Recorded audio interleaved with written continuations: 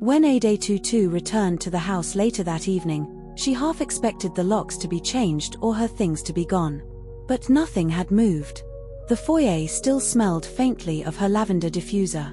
Folarin's shoes were by the door, polished as always. She stood there a long time, keys in her hand, wondering if she was foolish to come back at all.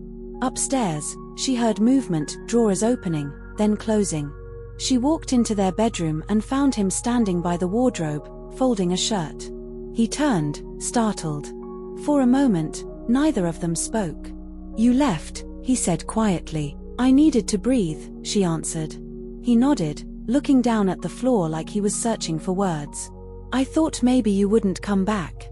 "I almost didn't." Her voice cracked, and she pressed her hand over her mouth.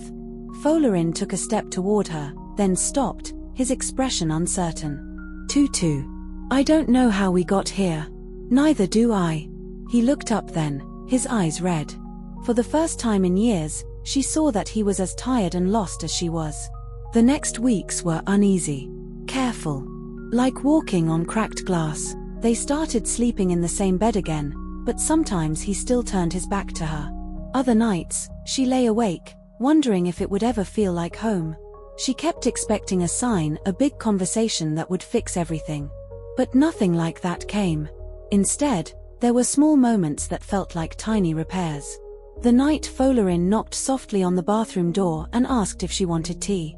The morning she woke to find him reading her devotional booklet, lips moving silently over the words. The evening he reached for her hand during a church service, holding it as if he was afraid she might slip away again.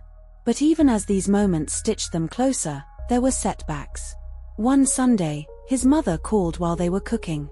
She asked, without hesitation, when they would try another round of IVF. Adetutu felt her chest tighten. She watched Folarin grip the counter, jaw clenched. For the first time, he didn't shrug it off. He spoke slowly, voice firm. "Mummy, please stop. This is between us."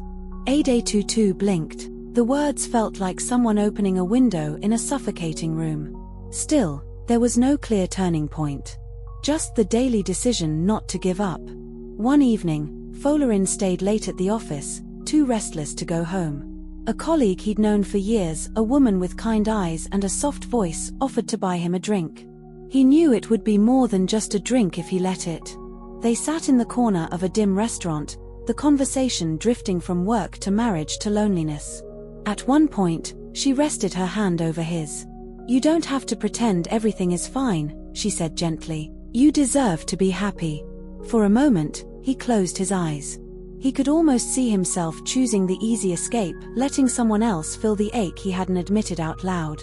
But when he opened them, all he saw was Adetutu's face the day they stood on the hill and promised forever. He pulled his hand away. "I'm sorry," he said, his voice rough. "I can't." He paid the bill and left without looking back. They began counseling, not because Folarin believed it would help, but because Adetutu asked him to try. Some sessions were tense. Others ended in silence. One evening, after counseling, she pulled out a photo album from the early years, their honeymoon, their first Christmas together, the day they got the keys to the house. They sat side by side on the sofa, turning the pages slowly. "We were happy," she whispered. "We were," he said. Then, after a long pause, "I want that again." He started coming home earlier. She noticed he turned off his phone more often, just to be present. Sometimes, they still argued. Sometimes, they slept with their backs to each other. But other nights, they talked until dawn about the hurt, about the fear, about the children they might never have. It wasn't perfect. But it was honest. Then one Friday evening, as they cleaned the kitchen together, Folarin set down his dish towel and looked at her. "Do you remember that hill?" Her heart skipped. "I remember. Will you go there with me tomorrow?" She hesitated.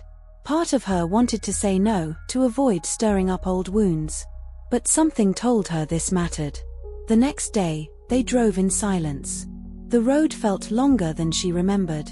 When they reached the hill, she almost couldn't get out of the car. But Folarin walked around to her door, opened it, and held out his hand. She took it. They climbed to the top where he had once knelt in the sand. He faced her, voice unsteady. I don't have all the answers, Tutu. I can't promise we'll ever have children. I can't promise I won't fail you again. She felt her throat tighten. But I want to try. Not because of pressure. Not because of anyone else. Just because I still love you. For a long moment, she didn't trust herself to speak. She looked out over the lagoon, the water catching the late afternoon light. She turned back to him.